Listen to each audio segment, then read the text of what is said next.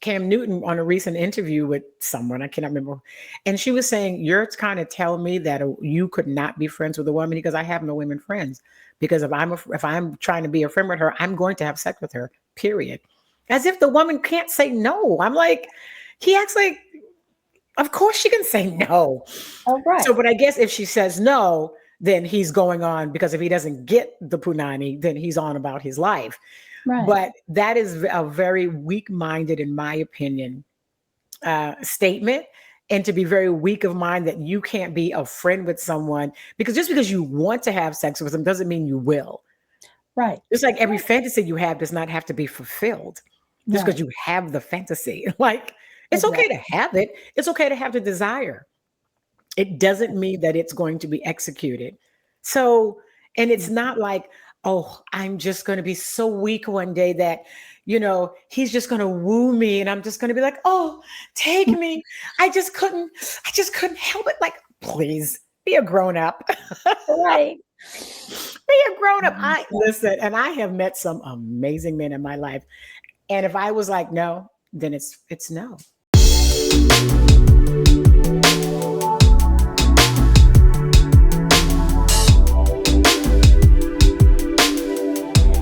Hey, gorgeous. Welcome to Unapologetically 50 Plus. My name is Angela. So today we're going to talk about ethical non-monogamy, a midlife conversation about desires, honesty, and choice.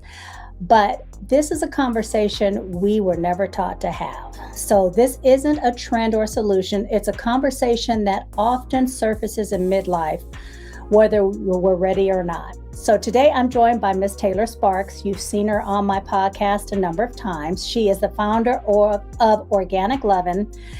Taylor helps people talk more honestly about pleasure, consent, and intimacy, especially the conversations many of us were never taught how to have. So this episode isn't about convincing anyone to live differently. It's about bringing a quiet conversation into the open as our bodies change, our long-term relationships evolve, and questions around desire and connection tend to shift. This isn't about removing shame, widening understanding, or I should say, this is about removing shame, widening understanding, and making space for curiosity without the pressure. But before we get started, I have one huge favor to ask. If you find any value or enjoy the content, please remember to like, subscribe, leave a comment, and you can also follow me on Spotify. So thank you. I truly appreciate your support. So let's bring on Miss Taylor Sparks, because we were actually having a great conversation before we came on. I said, let's get started because this conversation is getting good. So here we go, Miss Taylor Sparks. Hey, gorgeous. How you doing? I'm good. Thank you so much for having me back, Angela. How are you, honey?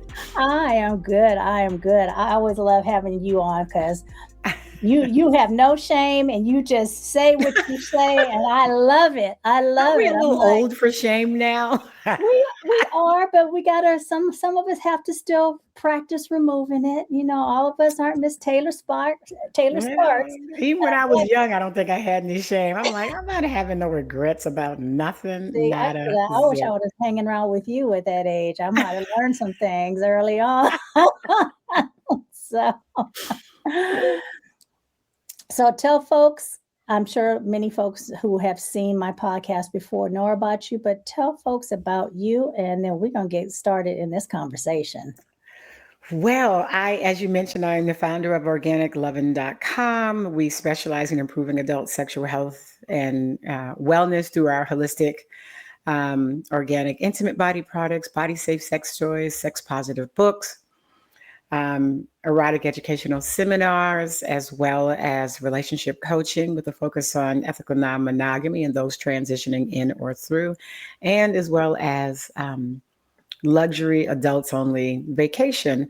I'm certified in both holistic aromatherapy and human behavior, which I have been for almost 20 years, with a background in corporate training with a focus on communication, negotiation, conflict resolution, management, and leadership. So, That's Nice. most of it. That's most But of it. wait, there's more. But that's most of it. As well as, and oh, well, the two most important things are the last two most important things. I am the author of An African American Guide to Ethical Non-Monogamy and the companion workbook.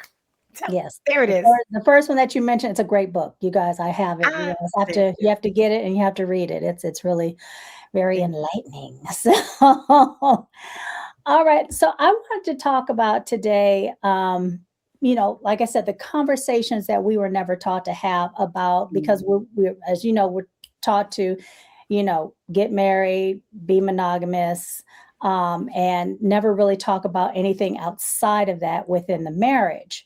Or within long-term relationships. This is the person you're with. That's who you're supposed to stay with. And desires for another person, no, that's a no-no.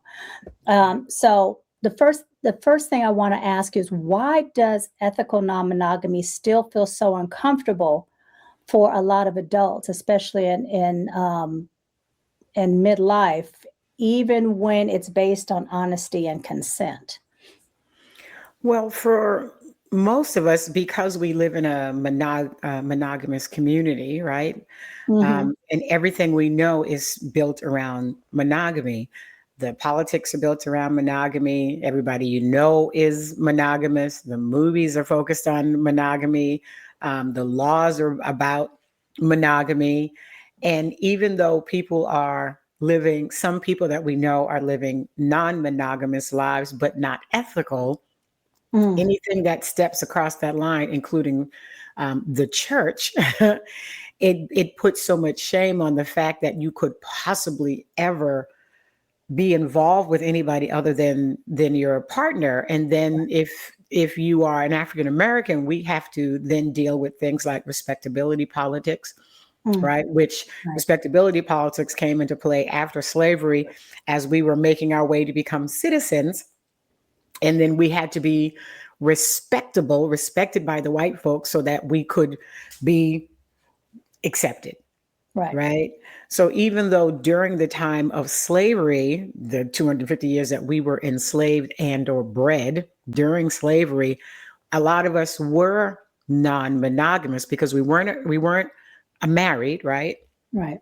By law, we could not be married. A lot of Africans that were brought to the United States at the time during the time of slavery, some of the young women and young men were already married. They came from a society where non-monogamy was the norm, right? Mhm. People had the choice to have more than one husband.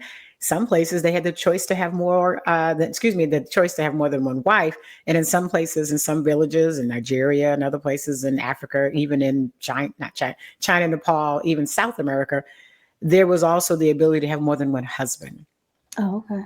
and those still exist.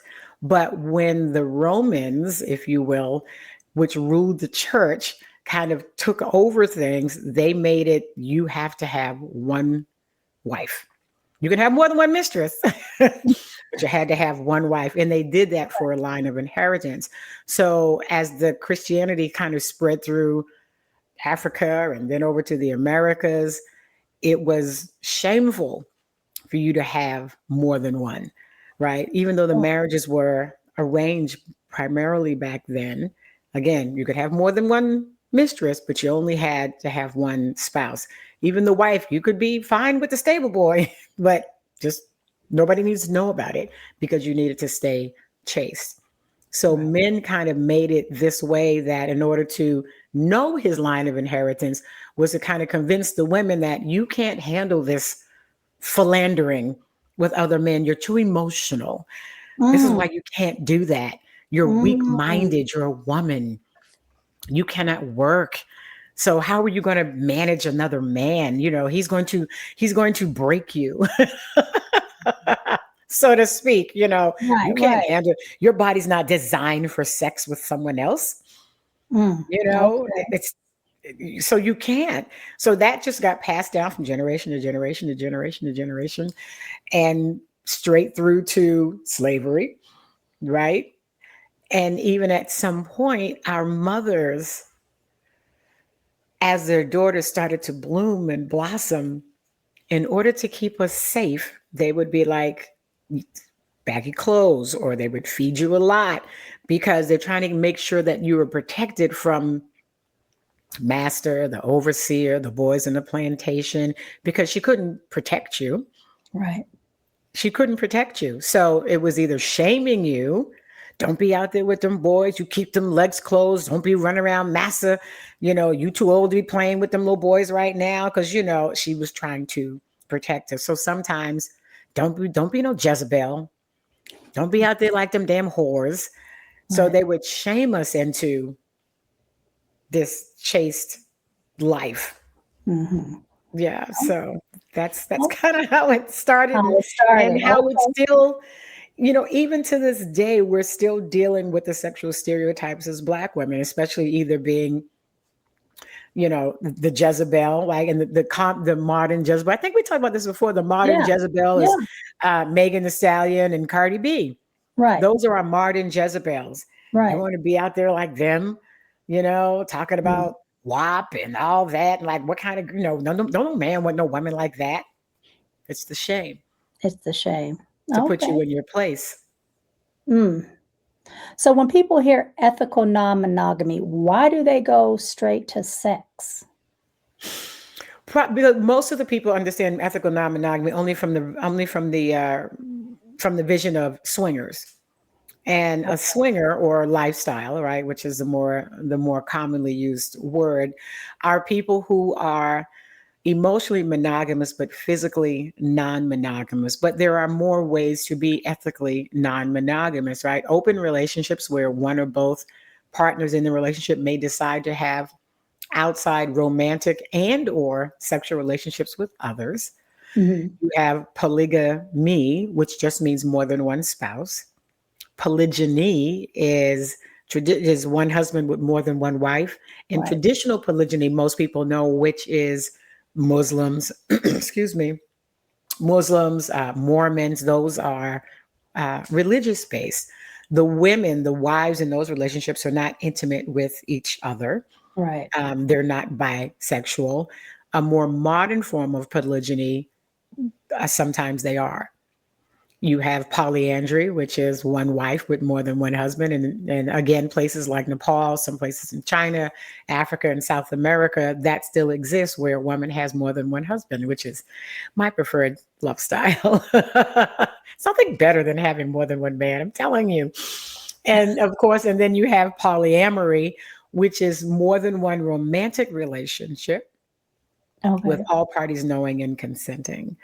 So people think that the only way that you could, what other reason would you want another partner other than for sex? And you're like, well, sometimes we share a passion for other things like Right.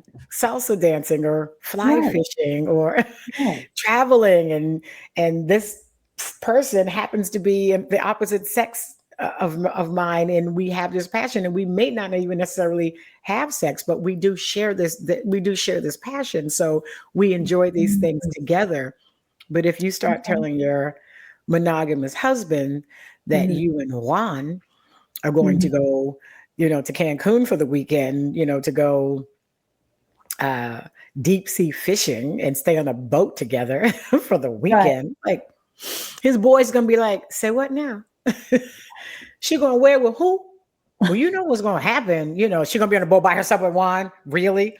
You think that's cool? Like, as if Mhm. you, as a woman of Mhm. weak will, could not control Juan's advances and say, Juan, no, I Right. told you no. Don't make me beat you in your sleep. Like, no. But I love Juan. Juan loves me, but we don't have an intimate relationship, but we do have an intimate relationship, but not a sexual intimate relationship. One of my best friends, Calvin and I traveled together. Calvin and I have been to several countries together, sleep in the same bed. We don't even spoon. Yeah. We don't even spoon, but Calvin and I travel together, and he's in the And lifestyle like I am. He's yeah. non-monogamous. He's a swinger, and but he does his thing. I do my thing, but we share this passion for traveling, and we share this passion for the lifestyle, and we have great fun together. So, but Now I just not ask, intimately. Yeah. I would ask though, because you just talking about that a lot of times you'll hear people will say, well, a man and a woman can't be, and I know we're talking when we talk about ethical non-monogamy, it goes a little deeper than just friendship, but can't be just friends without it having a sexual orientation to it. And I was That's talking to Pierre about that, and I no. don't think that's true. Of I course don't it's think, not true. It's yeah, not true unless the man and or the woman do not have emotional management. right. So because that information has been passed on forever, because the patriarchy made the women weak of mind and the man so strong of mind. So this is one way to control his woman, right? You're Mm, too weak. You cannot be around a man. Do not have another man because you don't know how to move his advances away. He's going to win you over. You just will. I just right. went to see Wuthering Heights today, Oh, the okay. the new version of that, and there was so much love and so much suffering. I'm like, oh my God, all the suffering is just crazy. Just the wanting. You just leave me wanting like that, like you Right. just couldn't control Control your yourself. emotion, and it's the farthest thing from the truth. And Cam Newton on a recent interview with someone, I cannot remember, and she was saying, "You're kind of telling me that you could not be friends with a woman because I have no women friends. Because if I'm trying to be a friend with her, I'm going to have sex with her. Period." As if the woman can't say no. I'm like, he acts like, of course she can say no. Oh, So, right. but I guess if she says no, then he's going on because if he doesn't get the punani, then he's on about his life. Right. But that is a very weak minded, in my opinion, statement. And to be very weak of mind that you can't be a friend with someone because just because you want to have sex with them doesn't mean you will. Right. Just like every fantasy you have does not have to be fulfilled just because Right. you have the fantasy. Like, it's okay to Exactly. have it, it's okay to have the desire. It doesn't mean that it's going to be executed. So, and it's not like, oh, I'm just going to be so weak one day that, he's just going to woo me and I'm just going to be like, oh, take me. I just couldn't help it. Like, please be a grown up. Right. Be a grown up. I listen, and I have met some amazing men in my life. And if I was like, no, then it's no. It's no. No Exactly. means no Exactly. means no, and that's a big part of the swinger community. No Mm, means no. right. My hair is driving me insane. I'm sorry. I keep messing with it because it won't stay still. It looks I'm like, fine. stay still. No, because it's sticking out on one side. I'm like, stop it. You gotta tuck it under. So you are currently in Spain, and this is I one of the am living here conversations now.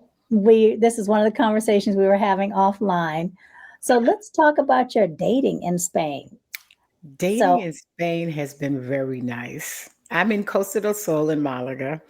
I'm on a couple of apps here. I'm uh, on a regular app, and then I'm on an ethically non-monogamous app.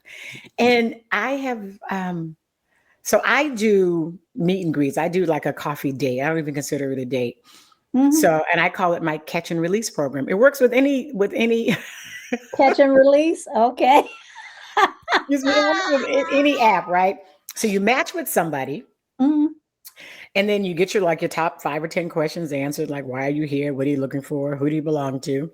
mhm. And then if that's a good, then you meet for a coffee. I allot 30 minutes to an hour, just Okay. coffee during the day, right? Go to a coffee shop and excuse me, meet for coffee. And then you get the next like 10 questions or whatever that's answered. And so if it's a good vibe and you want the same thing, that's a catch. Now we can schedule a proper date, right? But Okay. if it's not a catch and we don't have good vibes, I release them to the wild. Goodbye. You're so Thanks funny, for the Gabrielle. coffee. Just goodbye. So in 5 months, I've had 23 meet and greets. And I just got to 5 months last week. So not even a full 5 months, right? I've had Uh, 23 meet and greets. Out of the 23 meet and greets, I've had 14 dates. Out of the 14 dates, Only 3 men have been like repeats. Like we've Okay. had a few dinners and a few, a couple of guys have like we've had a few dates and then they still just kind of go their own way. Well, But yeah, and I've dated men from uh, Belgium, obviously Spain, mhm. um, Czech Republic, Slovenia, Argentina, Italy, Africa, the UK. I think that's it. Oh I my think God. I think that's it. But it has been the most fun, and most of the guys have been in their 40s. I'm Okay. 65. Look at Most of the you. guys have been in their 40s. Uh, A couple in their 50s. Um, yeah, no, it's been fun. it's It's been been fun. fun. Yeah. So how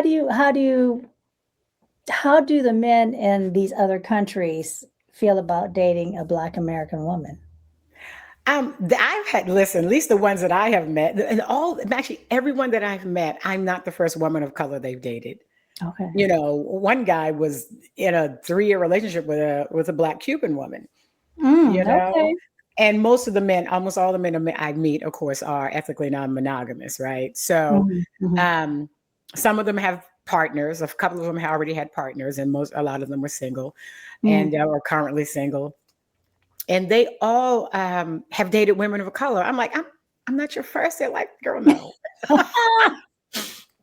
You're probably my 12th, I'm like, I'm not your first woman to come. Like, no, they've dated women from Africa, from the Caribbean, from the US, from South America. Like everybody I have met have Okay. dated women of color. So none of that was like a surprise. It was just, hey, pick you up. And I think I mentioned earlier that I was quite impressed with all the foreign cars until I remembered, oh, wait, I'm in Europe. Or I you're was like, does everybody have a Mercedes and a BMW over here? yes, it's Two common. seaters, four seaters, four doors, two doors. I'm like, oh my God. Well, yes, pick me up by all means. I'm like, oh wait, this is Europe. This is Right. the same as them driving a Ford. They're Exactly. not even new. They're like, oh no, this is a 2019. I'm like, really? It looks beautiful. And they're like, nah, it's a They get all the five good or stuff six year out old there. car. They're not even that new. I was all impressed for a minute there. So no. Well, I mean, But that's no, they have and with Europe being a big continent, but so many countries are so small. So many of these men that I meet just travel and travel. Like, oh no, I got to go up to Barcelona. I got to go to Argentina. I'm heading to Trinidad. I'll be back next week, and I'm going to Thailand. And they just they just travel so much here. You yeah. know, so that's been interesting too to meet so many men that travel so much. So, Mhm. because in the US, when I was dating, there were a handful of men I knew that traveled, but not like the men I've met here that travel so much. But the countries Right. are closer together too. Closer together. Exactly. Exactly. Mhm. So let Mhm. me ask you this. It's more on a personal note, then we're going to get back to my other questions. Um, Okay. so do you see yourself, because you've been in this lifestyle for a minute, but do you see yourself settling down with one man? That answered my question right there. That answered it right Oh there. my! Oh, that's so no, never, ever again. Well, I'll never say never, but okay. So there, one man. What am I gonna do with one man? I ain't met one man that can handle Hey, I me. thought I'd just throw that question out there, you I know. have not met one man that had enough for me. And I'm not talking like as in physicality, but Right. kind of. But no, no. I laugh because I think I've always been ethically non-monogamous before I even knew what it was. But I do Uh, know that some people date ethically non-monogamy. They date lots of different people and everybody knows. And then they meet that one person. They're like, this is the one I'm going to settle with. This is uh, the one. So first of all, I don't believe in the one. Like there is no one, right? And then there are others of us who are ethically non-monogamous as an orientation, like somebody might be bisexual or gay, right? mhm, mhm. If I have one partner, five partners, or no partner, I will always be ethically non-monogamous.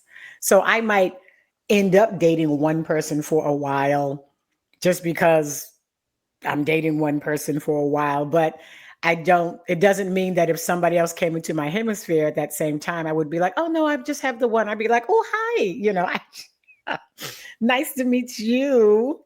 What are Yeah. you all about?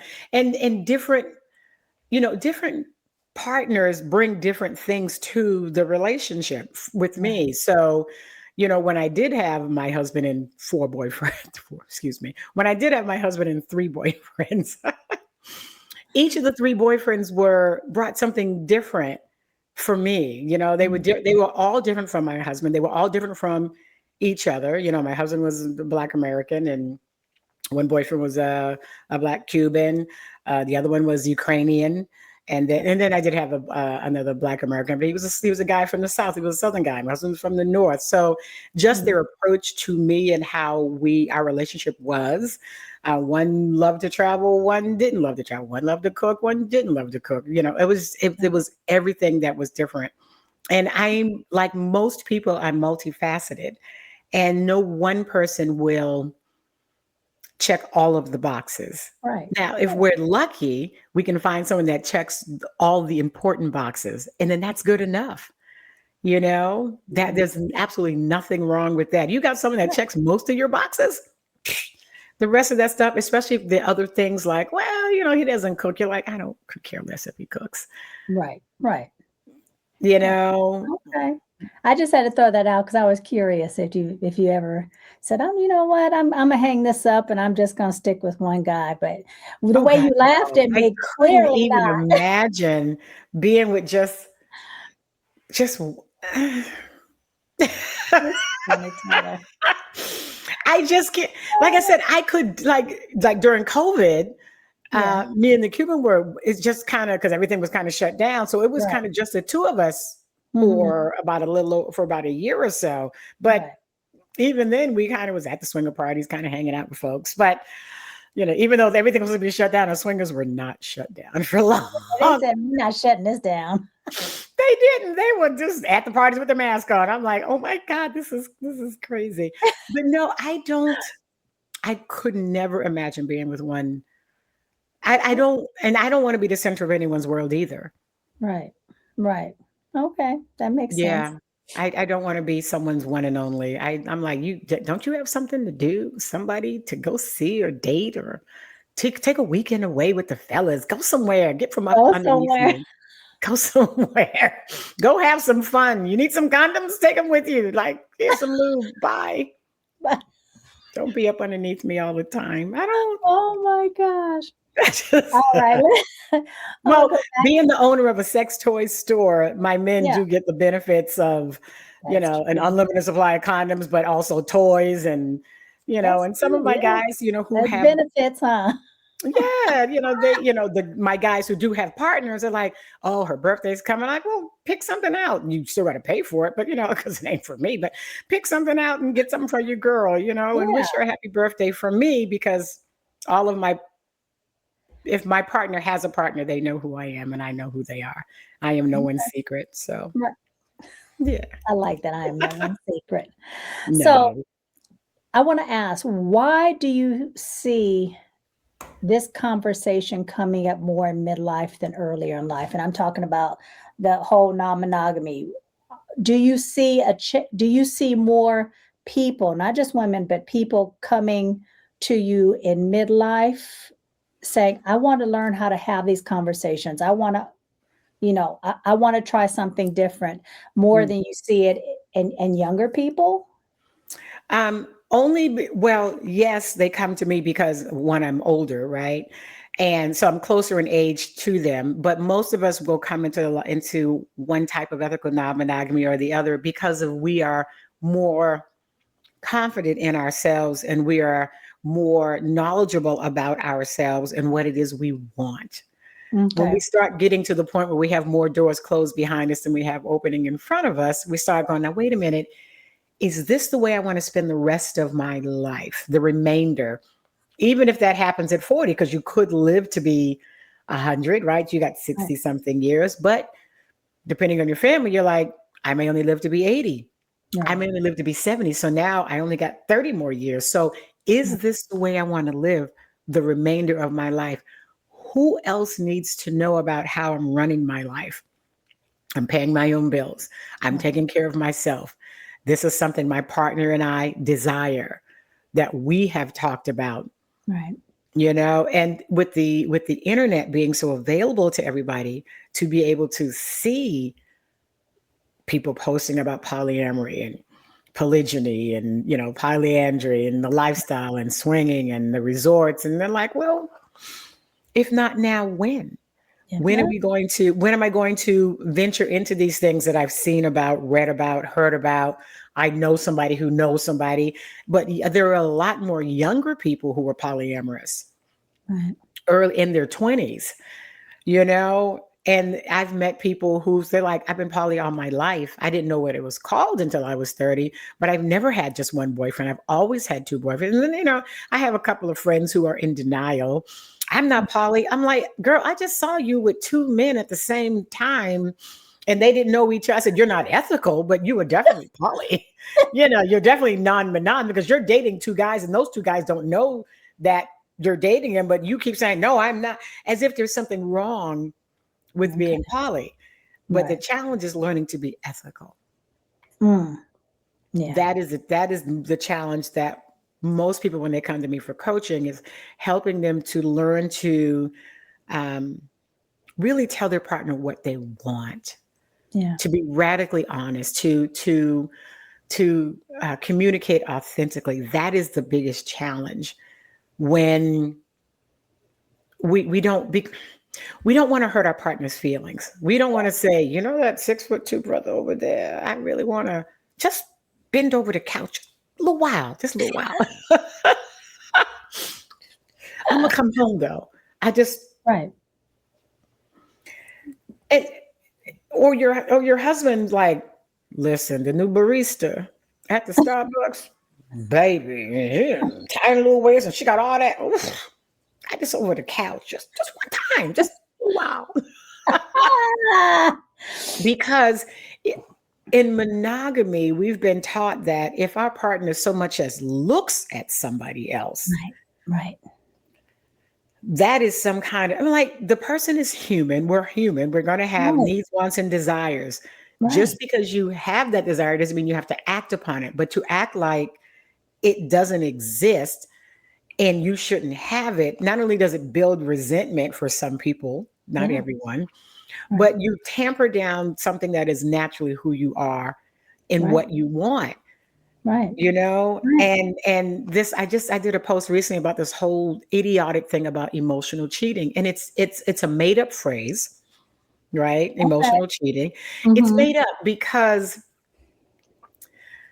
some wonderful coach or therapist made that phrase up instead of telling, because we don't really need another form of cheating, do we? Right? Right. Instead of teaching the people how to emotionally manage themselves, Mm-hmm. we give them another way. Oh, that's just emotional cheating. It's like, no, it's not. Your partner, you are not your partner's emotional support animal, right? Okay. We are supposed to Yeah. be autonomous, even in our relationship. And you cannot fulfill every need, want, and desire your partner Right. has as much as we Exactly. have been told that we should. You are my everything. You complete me. You are the sun, the stars, the moon, the table. Like, it's like, no, sometimes your partner has needs, wants, and desires, an emotional need that you are not able or are unwilling to fulfill. Maybe it is his best friend or her best friend that they need to talk to about this thing that's happening in their head. Maybe it is a coworker because the coworker has a real understanding of what's happening at the job. Mm-hmm. Maybe it is an uncle or a sister or an aunt that they need to talk to, and you're upset because they didn't come to you. Let them talk to somebody else. You don't have to be their emotional support animal. You want someone to have a village of people, a community that they can talk to, that you don't have to sit there and suck everything up and try to figure out things that you may not even be in position to support or assist them with because of your own skill set and your own experience or lack thereof. So they made up this phrase to give us one more thing to try to lock our partner down with, instead Mm, of letting this person find a community of support somewhere else. You can be there where you can be there, right. but you can't support them in everything. And so it's a made up phrase, and it's just one more thing for us to be insecure about. That's It's just true. another insecurity to hop on. So you're over there, and don't be telling people our business. And that whole don't tell people our business, that also came from slavery. Because there was a time that if you told your business, that could get you sold, beat, killed. Yeah. You Now, had to keep everything in. for the emotional side of it, though, do you think there is, if you have a partner who is talking to or having conversations with another female, say another female, um, but not telling his partner that, do you think that's considered Emotional cheating? not well? Well, yes. Is that emotional cheating? No, because okay, so there's that. If he's talking to another female, you got a male partner, he's talking to another female about intimate things, he has disconnected from his partner to Mm, talk to this partner, as mhm, opposed to talking to his partner in mhm, repairing what's happening. So he's had an intimate disconnection with his partner. mhm. So he's not cheating, he's disconnected. Okay. So if we understand what's happening within ourselves and go, shit, I'm pouring my heart out to you when about what's happening with my girl, when I need to be repairing what's happening with my girl. I'm not cheating. I'm disconnected. I need to go talk to my girl about what's happening. Okay. Okay. And why? Because so that's a disconnect. You see what I Okay. mean? So Yeah. I'm not cheating, I'm disconnected. So you have to recognize what's actually happening. It's actually happening. Why am I Okay. talking to this person about my partner, about what's happening with my partner? Because I'm disconnected. I have an intimate disconnection. So you have to then recognize, shit, I need to go back over here because Right. this is where the challenge is. But this is Gotcha. I'm Okay. not cheating emotionally. Like I said, that's a made up phrase. You're not emotionally cheating. But that's Okay. just something. So Okay. you have That you makes- you have a disconnection. So you Okay. need to turn around and do some repair. But because it's the opposite sex, and we just need one more thing to be insecure about, somebody made up this phrase. Well, I mean, I was on someone's TikTok and they were like, "It is so true a thing." I'm like, "It is not a thing. It is not. It's somebody made it. Like, I mean, every phrase is made up, right? Every word is made up. It's just another thing. So you mean to tell me you're not going to be mad at your man's talking to another woman? No, I could care less. He can talk to anybody he wants. He is autonomous. I'm not going through his phone. No. I'm not policing him No. Mm-mm. because, well, first, when you go through the phone, you find shit. And if you are already triggered, right? If Right. you're the kind of person that gets Yeah. triggered and you got insecurity and jealousy, finding shit is you're just triggering yourself. Right. Right. Instead of saying, what is happening? We need to have this conversation. And that's But the we have hardest to also part. give our partners room to tell us these things, Right. even when it comes to sex and sexuality. So, because what if your partner's like, well, I saw this thing on porn Right. and I want to try that thing. I'm not doing that shit, but I'm just, what is wrong with you? Yeah. So now you've shamed him or her Right.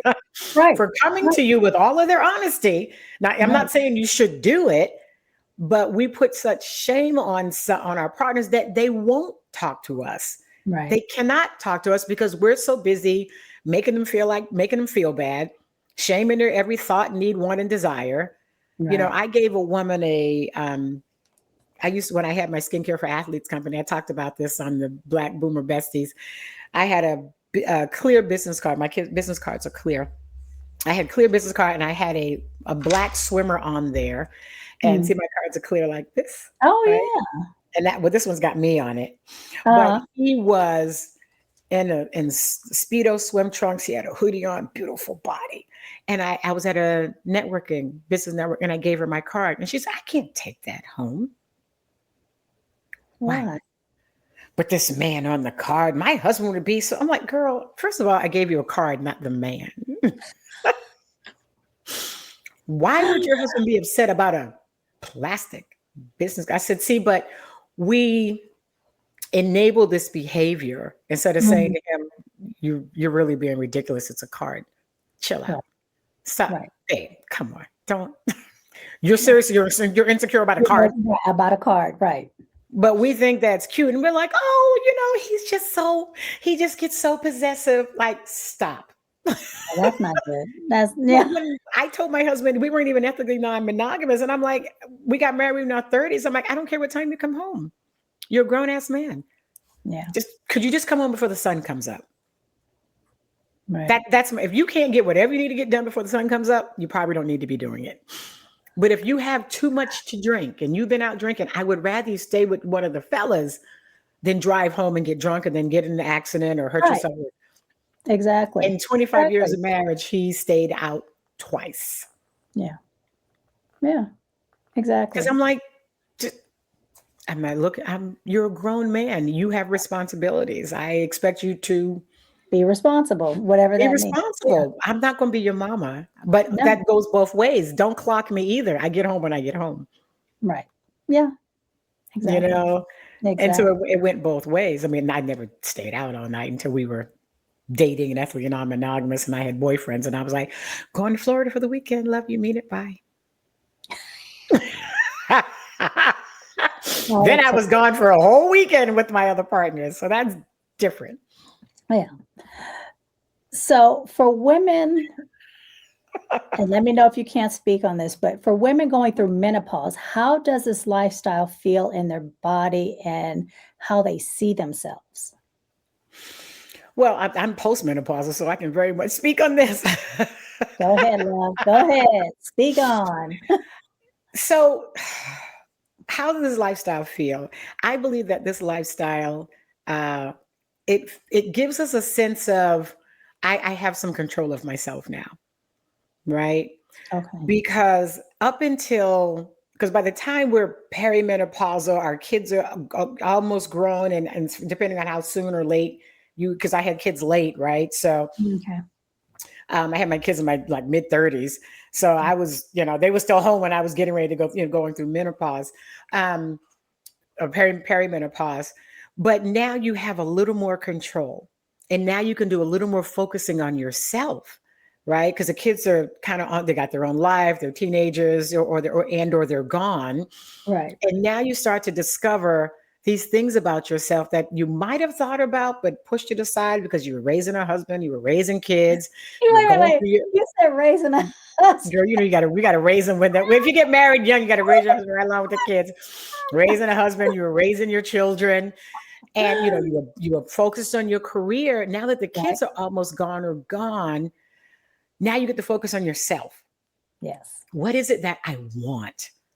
Right? What do I want? How do I want this marriage to be? Because I have some couples that come to me and their kids are grown and they're like, our marriage is so good and we want to explore together. They've been married 25 years, 30 years, and like, we want to do this together. Right. Yeah, I'm going through mid, but because I'm going through this perimenopause, now I can focus strictly. What do I need to do for exercise? What do I need to do to cut these hot flashes down? Right. What do I need? You know what I need? I need someone to tie me up and bend me over the couch. That's what I need. You're like, what? Not you, him. Wait, what? you know?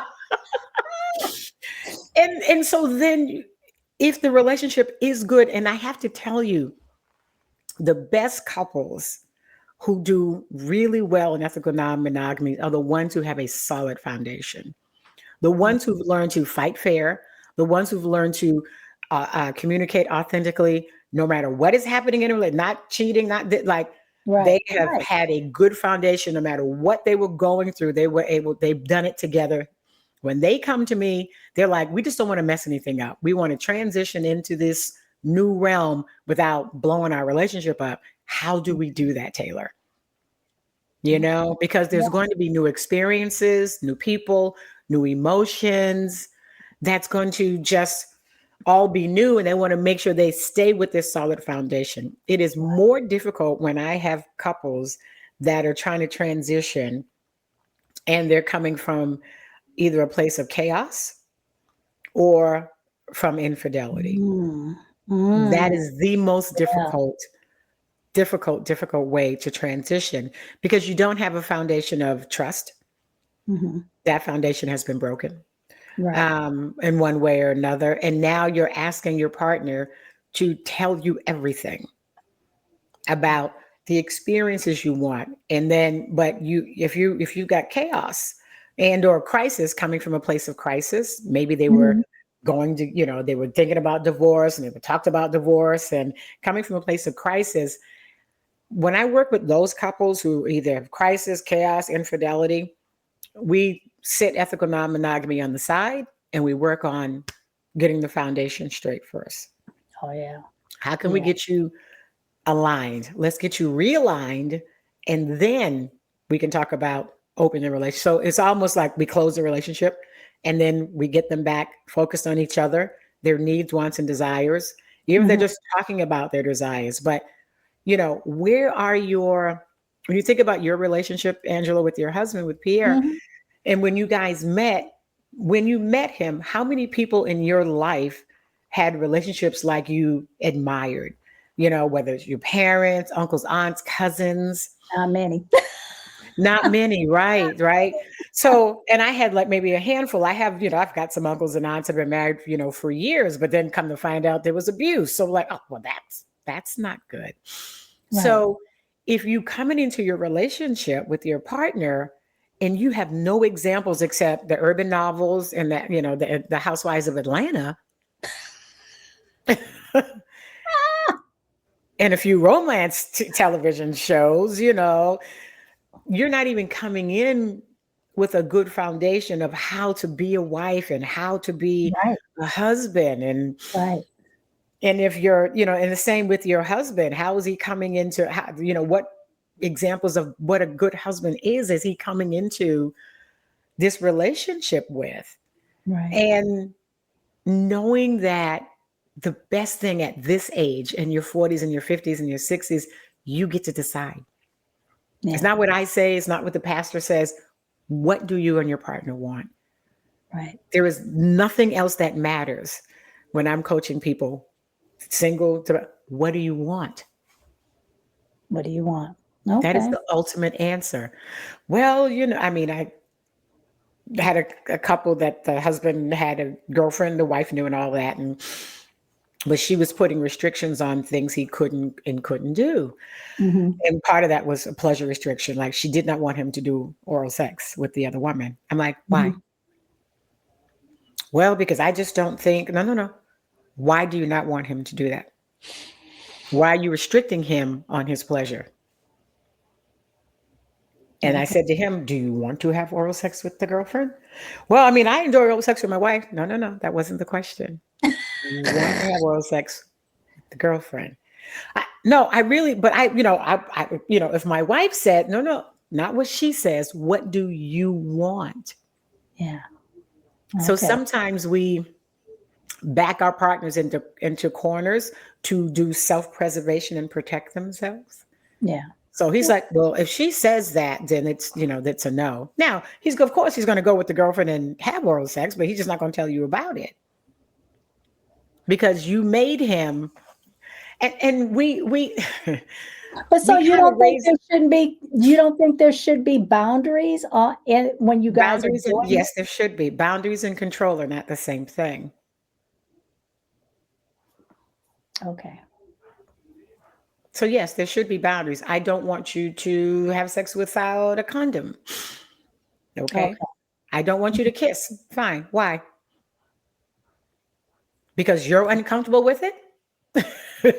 That's the Mm, because you're uncomfortable with it. So I'm not supposed to do it because but I like having oral sex with other women. Because that's what I said to him. Do you enjoy, is that something that in your realm of sexuality and mhm. intercourse, is that something, because some guys are like, oh no, that's my thing. I want to do that. So why do you think he would not want to do it elsewhere? Yeah, you can Okay. set the boundary. And if he's a guy that's like, I don't care about that, I don't want to do that, that's fine. No problem, because that's not a thing for him. Right. But if you know it's his thing, so I'll give you another example in boundaries. My partner, now ex-partner, but my partner had a wife, Mm. and so there's something in ethical non-monogamy called fluid bonding, right? And fluid bonding is you stop using barriers. So everyone goes get tested, and they go, okay. So his wife and I, we were not intimate. We had a parallel relationship. Or a hinge. He was the hinge. Hmm. Um, and we had been dating for some time, and I knew her, and she knew me. And we got each other's number. And Right. he and I used barriers. We used condoms. And then we got to the point where we did not want to. So the three of us all got tested. Same day, everybody's results. Everybody's good.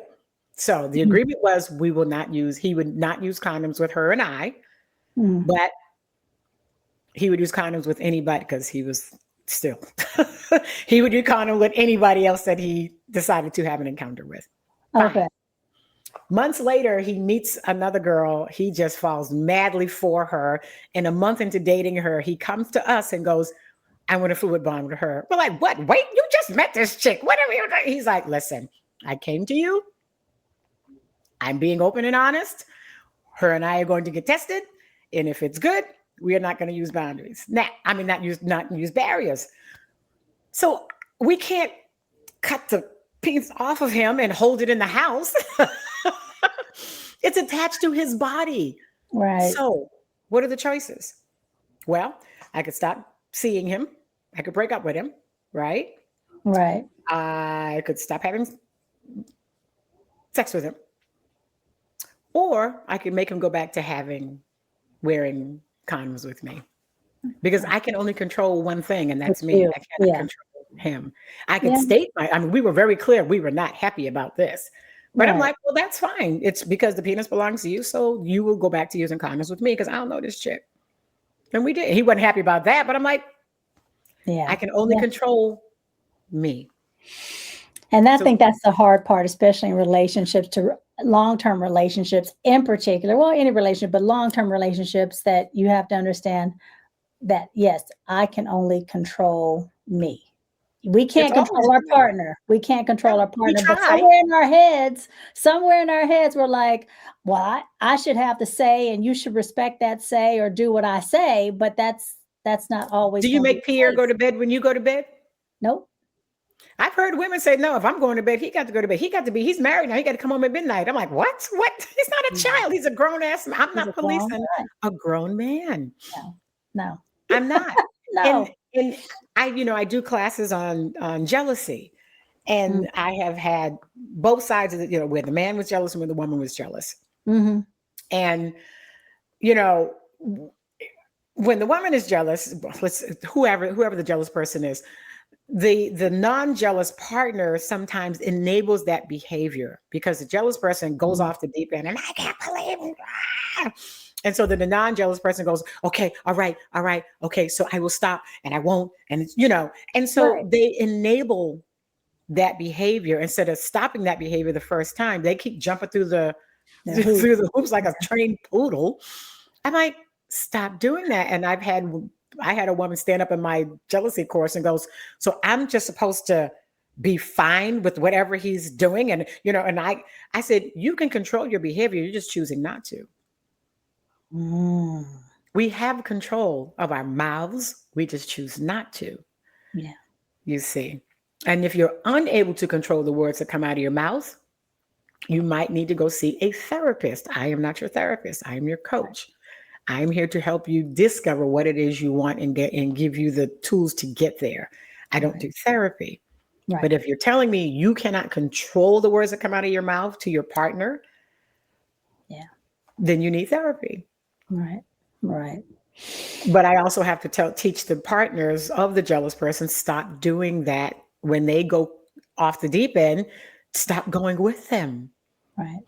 Stop jumping on the horse. Okay, all right, I won't this, that. And sometimes in relationships, when people transition into ethical non-monogamy, sometimes it puts a lot of times it puts a magnifying glass on the relationship.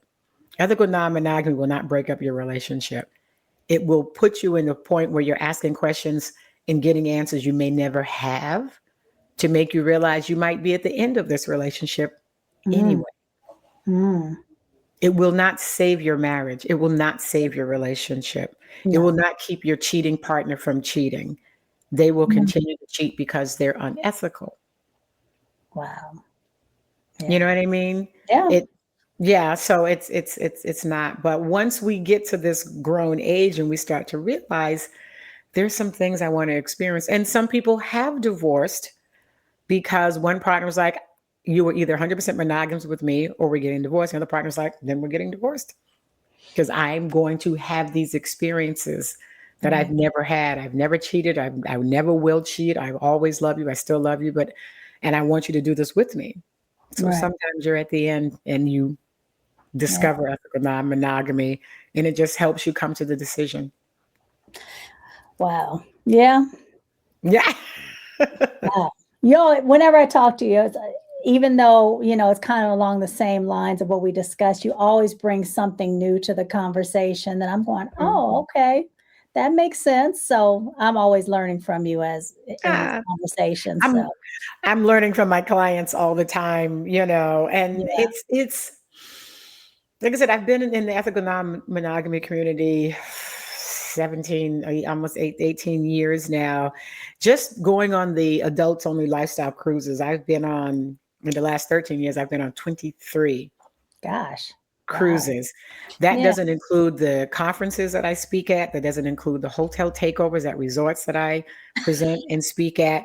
So I have literally spoken to thousands of couples, yeah, new in ethical non-monogamy, new in polyamory, new in swinger, in their mid-20s, in their 70s, have wow, been in for 25 years, 30 years they've been in the lifestyle. Like, wow, back when we were in the light, when we first got in, you had to put an ad in the back of the magazine, mail it in, and then wait for a response 3 weeks later from someone that saw the ad and mail it back to you with a response. Like, yeah. Now it's and yeah, how they have evolved. But some people I know have been in the lifestyle for over 20 years, and every couple has gotten in for a different reason. yeah, Every couple is different in how they navigate it, because some couples, like, maybe only the wife plays. Some couples, they do soft swap, like the people who are swingers I'm talking about now. mm, They don't do penetration with anyone. They only just kiss and hug and maybe some oral, and that's it. okay, Some right, people are just voyeurs. They only go to the events just to watch other people have sex. They don't play with anybody else. They have no desire. And some people are exhibitionists. They only go to the events so people can watch them have sex, but they don't have sex with anybody else. That's also swinging. okay. You know what I mean? So it's not always There's a lot of layers. interaction with, yeah, it's not always an interaction with other people. So Mm, again, what do you want? what do you want? Yeah. What do you and your partner want? You Mm, have to decide. I cannot decide I am not here to help people decide what they want. I'm here to support them right. and how to get there and what's the best way, the most honest way Mm-hmm. for themselves. And most people, they're like, ugh, it's a tough challenge being like when literally saying to your husband,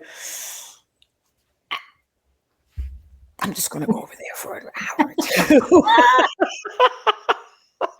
I'll be back. Yeah, when we started, we had, I think I told you before, we must have had, 711 boundaries. We had all kinds of boundaries because we were protecting the Mhm. relationship.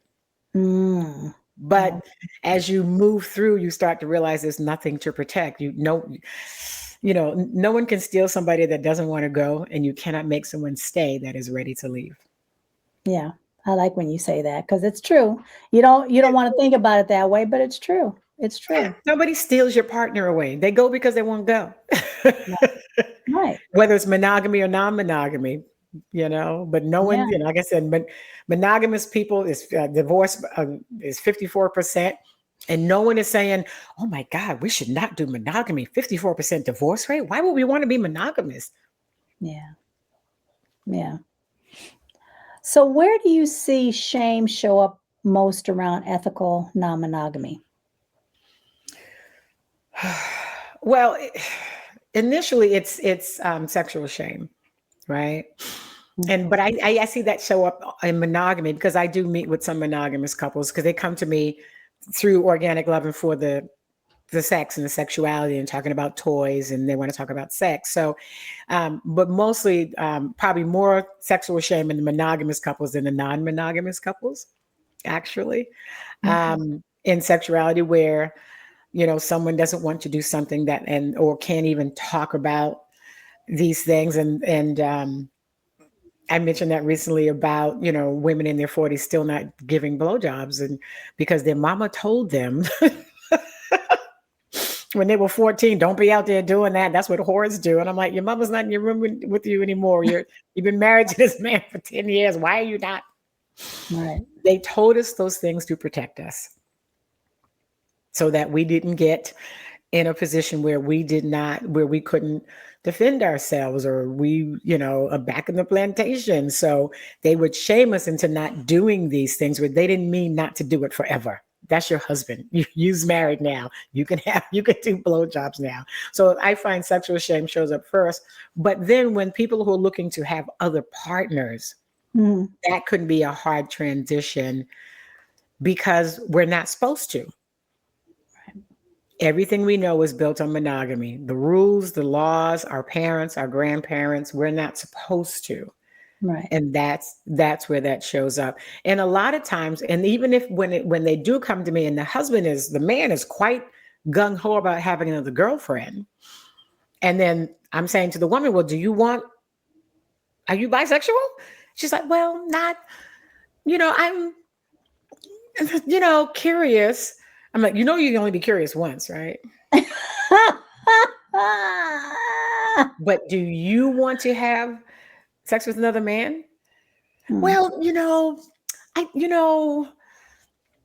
no, I don't, I'm like, okay, do you want to have sex with another man? Because I know he's sitting there, but and this is why I separate the I separate the spouses when they do Oh, the long session with me. I do one okay. session with him alone, one session with her alone, Oh, and then the okay. rest we do together because then they can speak freely and then Mhm. I could help them um, put a way to communicate their needs, wants, and desires to their partner Oh, that okay. they may not have known how to do, you Okay. know? And Right. then the husband's like, well, I don't think I want her to be with another man because, I don't. I'm like, well, you're doing the one penis policy. And why do you get to have what you want? But because she's not bi, but she doesn't get to have what she wants. Right. Well, I don't know if I'm going to be able to handle that. Well, why do you think she's going to be able to handle the fact seeing you with another woman? Right. Not Right. unless it's her thing. Now, if it's her thing, of course. If she's like, I have no desire to be another man. Okay, fine, then don't. Right. Totally fine. Totally fine. So again, I'm not here to make people do these things. I'm here to figure out what is it that you want and help them find the way to get there. Do you find in that kind of conversation where maybe in the beginning the woman's like, no, I'm cool, but then somewhere down the line she changes, and Yep, then how does all the the time. what kind of conversation does that happen with the husband? Because I'm sure he comes in, so well, she hasn't wanted to all these years. Now she wants to. I usually end up having to have separate sessions with the husband and walk him through the fact that she has the right to change her mind. She has Yeah. the right to change her desire. Hmm. And now she is curious. Right. And it takes nothing from you. It doesn't mean that you're not enough. Just like it didn't mean she wasn't enough when you wanted to have another girl. Right. Just like you want that experience, why do you think she doesn't want that experience as well? That always cracks me up with men.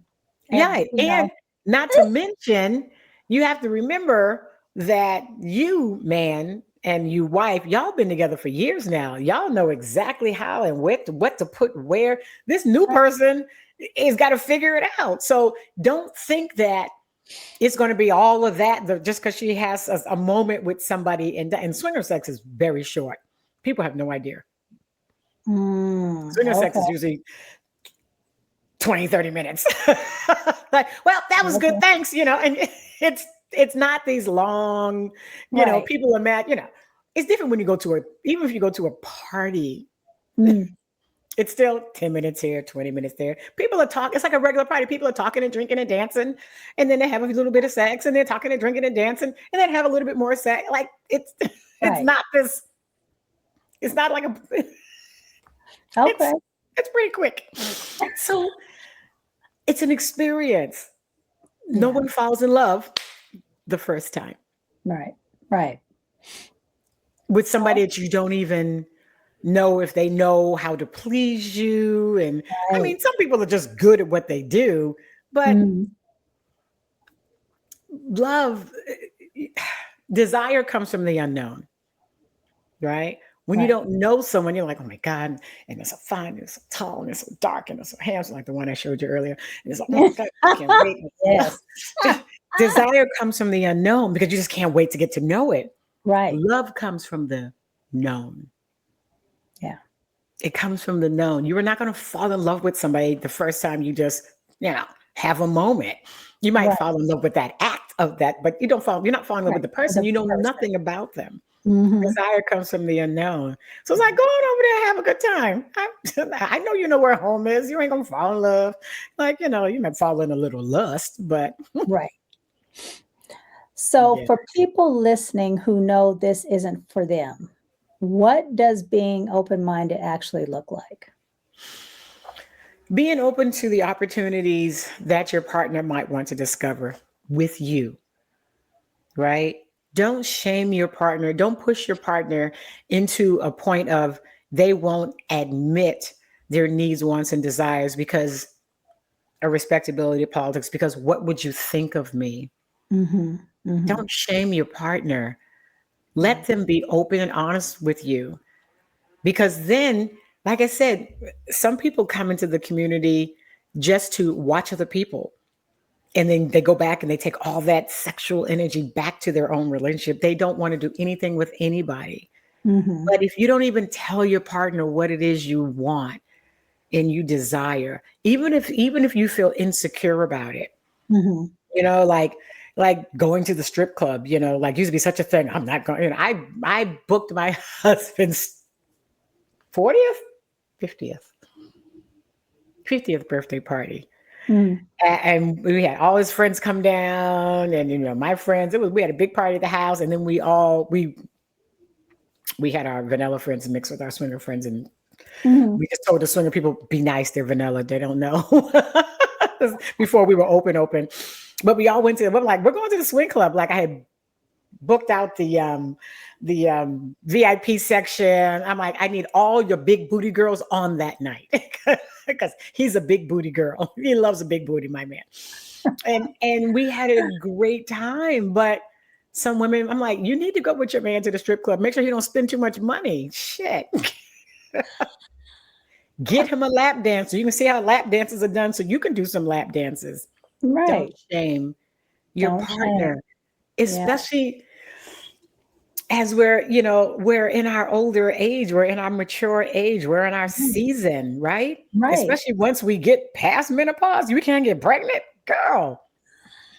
There's tabletops and rope and tape and come to All organic this loving where stuff. there's toys and try get him a cock ring, especially if he's older because it keeps him harder longer. Get Yeah. cock rings. Oh yeah. Go to a nude beach. This is the only life we have. Yeah. This is it. And if you cannot enjoy it with your partner, not saying you have to even do anything with anybody else, but be open of Open. mind with the man or the woman that you love. Do some Right. things. Right. Because what if reincarnation does exist, but you die and you come back as a leaf on a tree, you live 4 days and that's it. You would have missed out on this whole human experience, the good, the bad, and the ugly of it, the whole thing. The whole thing. Yeah. If not now, at over 50, 50 plus, if not Yeah. now, when? Right. When? When are you going to do it? What are you waiting for? Right. Yeah. Tie your husband up. I do teach spanking too. Fly me in. I'll come,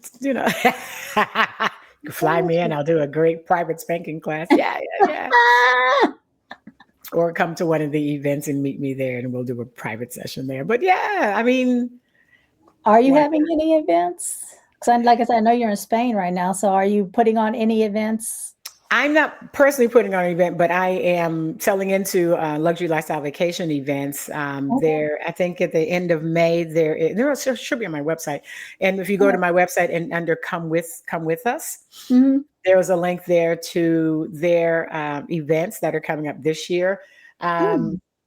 Cap d'Agde in the south of France is coming up. Cap d'Agde is a nudist village. You don't have to be naked, but everybody else will be. You can go to the grocery store naked, the bank naked, the post office Oh, naked, okay. Okay. the beach naked. But it's a nudist village for families. There's over Oh, okay. 50,000 people there in the summer. Everything from 2-year-old babies to 80-year-old grandmothers will be there. Oh, okay. But then the swingers said, well, we like to be naked. We want to come. So they kind of have their own little carved out section, and they have their own clubs. And when you go out at night, you don't see any young people. Like there's no teenagers, there's no 20-year-olds. They're on lockdown because everybody's naked during the day, but everybody's dressed at night. And the women and the teeniest, tiniest, smallest little patches of but leather and lace and metal, just like the resorts, the restaurants. So Cap d'Agde, I would highly advise if you really want to do something adventurous to go there. Mm. Mm. October, we have a cruise from Montreal to Boston Oh, coming okay. up in October. And then so there's a few more things on the website, but there's always something next year because you could pay on it starting this year. We're doing both. We're doing Tanzania Oh, okay. and cruising Fiji, the islands in Oh, the that'll be South nice. Pacific. Oh, Yeah, okay. Yeah, that is I will have her link in the description below so you guys check it out. yeah. Anything you want to, any parting words you want to leave for us? This is the only life we have. If not now, when? Enjoy it. Have Yeah. all and you know what? And take more pictures. Take more pictures. Oh, Yeah. If you take pictures now in your 50s, take some boudoir photo shoots or some sexy boudoir photo shoots with your man. Because if you're lucky and blessed enough to live till 90, you're going to look back at 50 and be like, damn, I was hot in my 50s. Damn, I was looking good. And now I'm 90. yeah. Yeah, Yeah. we don't take enough. We don't take enough. I started doing photo shoots a few years ago, and because my girls they were like, you need to do photo shoots. I'm like, no. And I started doing photo shoots, like getting a photographer, doing Yeah. a shoot. Yeah. Mhm. You don't have to do I'm not doing nudes or anything like that, but dressed up sexy and provocative and little costumes and masks and fun things like that. Yeah. For all of us women 50 and over, if you Yeah. haven't been to a nude beach, go. Just walk through. Just, Just yeah. walk. What'd you say? Just keep your eyes straight. Just look at the water. Just look, Look at the, look straight ahead. But yeah, this is our time. This is yeah, our time. Like you've raised your babies, right. and I know some of us are grandmothers now. When my son and his wife were having a baby, like, oh my God, are you going to move back to Florida? Because I was living in Mexico. Aren't you excited? I'm like, I'm so excited for my son, but that's not my baby. Right. I'm not. Right. Exactly. I raised my kids. That's their Right. baby. I'm gonna come visit. Go, Grandmama love you, and then don't call Right. me grandmother. Hi. Call me abuelita because she'll Abuelita. be 6 before she can say it because I'm not ready. Hey, I know. Abuelita, abuelita, hola. So I talk Spanish to her on Zoom on video, and Uh-huh. yeah, and Oh, it's. But I'm like I'm not that grandmother. So if you're not that grandmother, I'm not telling y'all what to do. right. Travel, date your husband, date your girlfriend, whatever you're into, Right. date, go out, have fun, explore. We've got more doors closed behind us Girl. than open in front of us. Girl, If yes. not now, when? That's my only thing. Okay, well, I like that. Well, I will have Miss Taylor's information in the description below. Again, thank you, Taylor. Every time you come on here, I I enjoy having you. I just enjoy listening I to you, enjoyed learning being from on. you, living vicariously through you. Mm, So thank you again for coming on, thank enlightening you. us, teaching us some more stuff. So you guys, please remember to like, subscribe, comment, hit the notification bell. Again, you can find me on Spotify, and I will also be on some other platforms once I get my life together here and put myself on some more platforms. But thank you guys again for joining us, and I'll see you again real soon. Bye. Thank you. Bye, Angela.